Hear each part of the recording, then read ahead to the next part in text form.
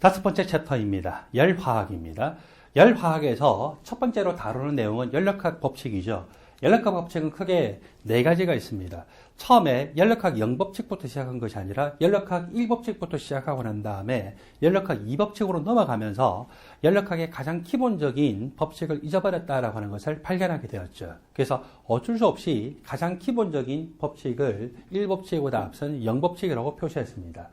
열 평형 상태 그리고 온도에 관한 법칙이 연력학 0법칙인데 A라고 하는 물체와 B라는 물체가 열적으로 평형 상태에 있고 B라는 물체와 C라는 물질이 열적으로 평형 상태에 있으면 A와 C는 서로 열적인 평형 상태에 있습니다.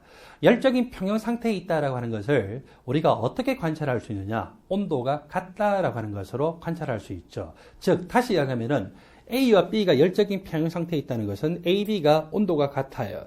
BC가 열적인 평형 상태에 있다는 것은 BC가 온도가 같고, 그럼 우리가 상식적으로 알고 있는 바와 같이 AC는 서로 온도가 동일하다는 것이죠. 이것이 연력학 0법칙입니다. 그리고 두 번째로 연력학 제1법칙.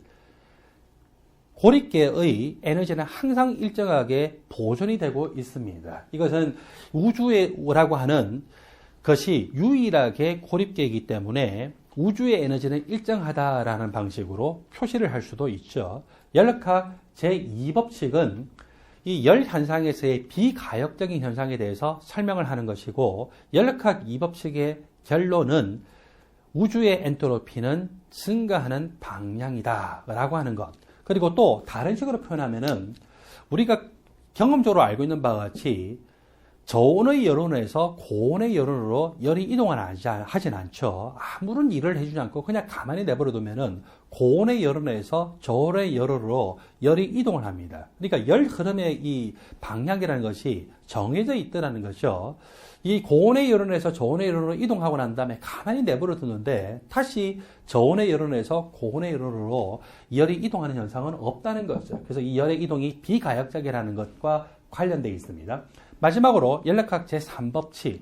연력학 제3법칙은 절대 온도의 절대적인 기준에 대해서 말을 하고 있기도 하고, 또는 엔트로피의 절대적인 기준에 대해서 말을 하고 있기도 합니다. 완전 결정성 순수한 고체의 엔트로피는 0켈빈에서 0입니다. 거기에서 온도가 조금이라도 높아지면은 그 물질의 엔트로피는 점점 더 커지고, 엔트로피는 다른 말로 무질소의 척도라고도 하죠. 완전히 질서정연한 결정 구조에서 0켈빈이 되면은 엔트로피, 즉 무질소도가 0인데, 거기서 온도가 조금씩이라도 높아지게 되면은 고체 상태이고, 그리고 결정 구조이긴 하지만 엔트로피, 무질소도는 증가한다라고 하는 내용이죠. 자, 두 번째로 우리가 에너지의 정의와 그리고 에너지의 형태에 대해서 이야기해 볼까요? 에너지라고 하는 것은 일을 하거나 열을 공급할 수 있는 능력입니다. 이것이 에너지의 정의이죠. 에너지는 E로 시작하기 때문에 우리가 이 이니셜 E로 이렇게 표시를 합니다. 그 다음에 일을 하거나 열을 공급할 수 있는 능력이라고 했는데, 이 일을 우리가 W로 표시하고 열을 Heat인데 Q라고 표시하죠. 그래서 에너지 정의를 식으로 줘보면은 에너지는 일을 하거나 열을 공급할 수 있는 능력이다.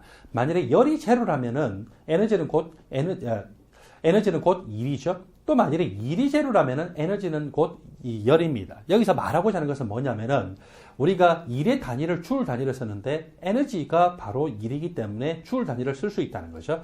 또 열의 단위는 칼로리 단위를 사용하는데 에너지는 곧 열이기 때문에 에너지는 또 칼로리 단위를 쓸 수가 있다는 거죠. 그래서 이렇게 해서 이 에너지나 일이나 열은 모두 각각 줄 단위를 쓸 수도 있고 칼로리 단위를 쓸 수도 있습니다. 1칼로리라고 하는 것을 줄 단위로 고쳐보면 4.184줄로 나타나고, 1칼로리의 정의가 온도 구간에 따라서 다른데, 여기서는 이 온도 구간이 14.5도에서 15.5도라고 하는 물의 온도 변화를 기준으로 했어요. 자, 물의 온도가 14.5도에서 15.5도로 1도만큼 상승하는 데 필요한 열을 1칼로리로 정의를 하고 있습니다.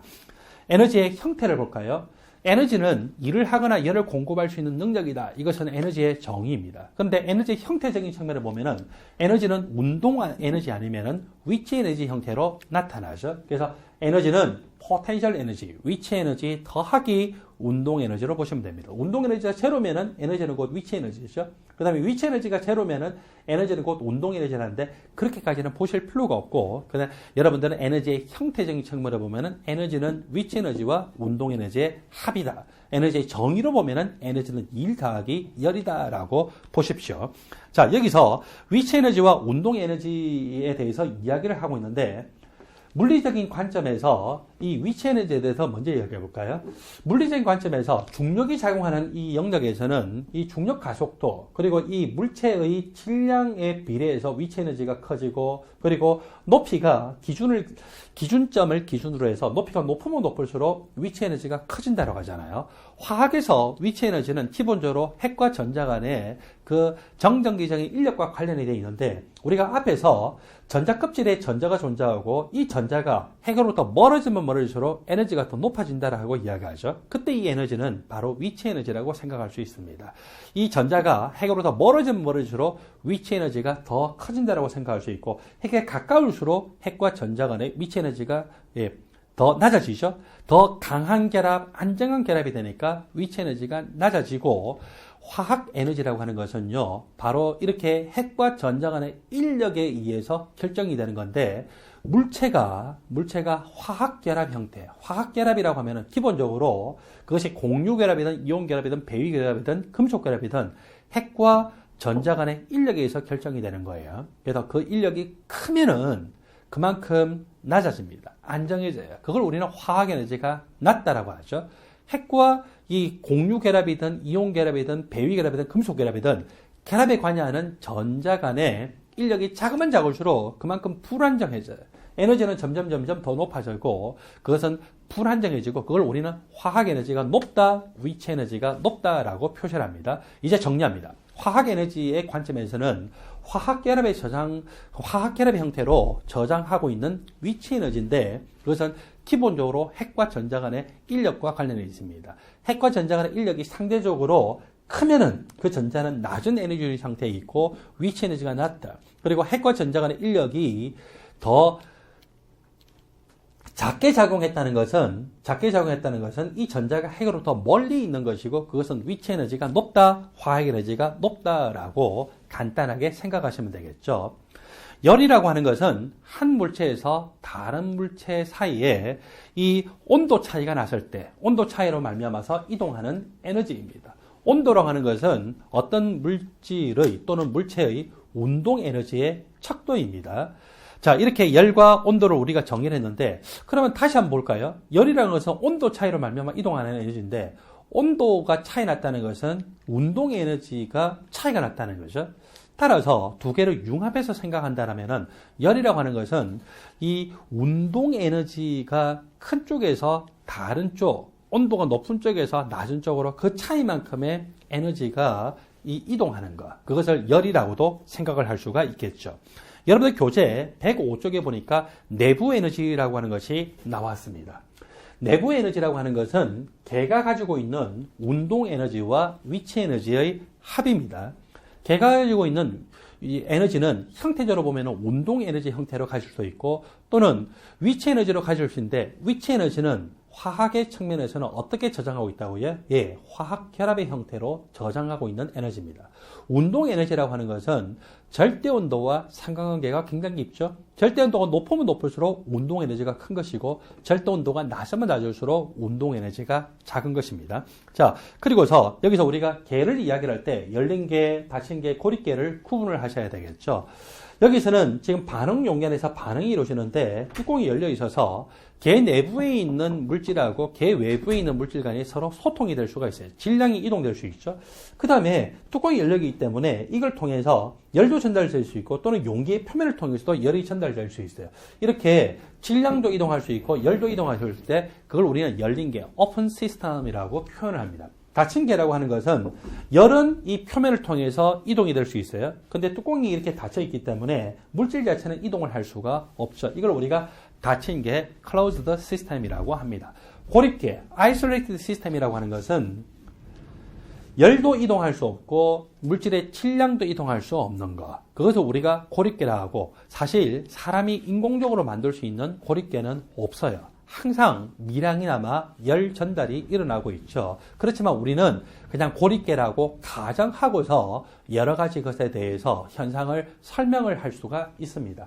우주에서 유일하게 고립계가 한 개가 있는데 그것이 뭘까요? 예, 우주 그 자체예요. 그래서 우주 그 자체만 유일한 고립계이고 사람이 원칙적으로 인공적으로 만들 수 있는 고립계는 없지만 그냥 우리는 고립계라고 가정해서 문제를 낼 수 있습니다. 개가 위치 에너지 그리고 운동의 에너지를 가질 수 있고 그것의 합을 내부의 에너지라고 이야기를 하죠. 내부의 에너지라고 하는데 개가 주위로 만일에 부패 팽창에 의한 일을 하게 되면은요, 개는 자기가 일을 할 수 있는 능력이 그만큼 감소가 되잖아요. 그래서 내부 에너지가 감소가 됩니다. 개가 주위로부터 부피 압축의 일을 받았어요. 일을 받았으면 자기는 일을 할 수 있는 능력이 커졌죠. 그만큼 자기의 내부 에너지는 증가했다고 합니다. 계속 주위로 열이 흘러나갔어요. 그러면 자기가 열을 공급할 수 있는 능력이 그만큼 감소가 됐죠. 그만큼 내부 에너지는 감소합니다. 주위로부터 개에게 열이 흘러 들어왔어요. 그러면 개는 열을 공급할 수 있는 능력이 그만큼 커졌으니까 이 내부 에너지가 증가가 됐죠. 내부의 에너지라고 하는 것을 우리가 대문자 E로 표시할 수도 있고 내부의 에너지라는 것을 대문자 U로 표시를 할 수도 있습니다. 그래서 개가 주위로 부패 팽창 일을 하게 되면은 일 그 자체는 자기가 감소하기 때문에 이대 부호 음수, 내부 에너지 감소하니까 내부 에너지 변화량 음수, 개가 주위로부터 부피 압축에 의한 일을 받을 때 일 그 자체 양수 증가하니까 그리고 내부 에너지가 증가되었으니까 내부 에너지 변화량 양수. 개로부터 주위로 열이 흘러나갔을 때 열이 음수 그리고 자기 내부 에너지가 감소했으니까 내부 에너지 변화량 음수 그리고 주위로부터 개에게로 열이 흘러 들어왔기 때문에 열을 공부할 수 있는 능력이 증가되고 열을 그 자체는 양수가 되죠. 그리고 이 자기 내부 에너지가 증가되기 때문에 내부 에너지 변화량은 이 양수다라고 볼 수 있습니다. 제가 지금 여기서 이렇게 열, 그리고 내부의 에너지를 지금 표시하는 걸 누구를 기준으로 지금 이야기하고 있나요? 예, 개를 기준으로 해서 이야기를 하고 있죠. 그래서 한 번 더 정리해 보면은 내부의 에너지라는 것은 일을 하거나 열을 공급할 수 있는 능력입니다. 여기에서 부호를요, 개를 기준으로 해서 개가 일을 했다, 열을 줬다라고 하면은 그것은 그만큼 감소하는 거예요. 개가 주위로부터 일을 받았다, 열을 받았다라면 그것들은 증가한다라고 정리를 하시기 바랍니다.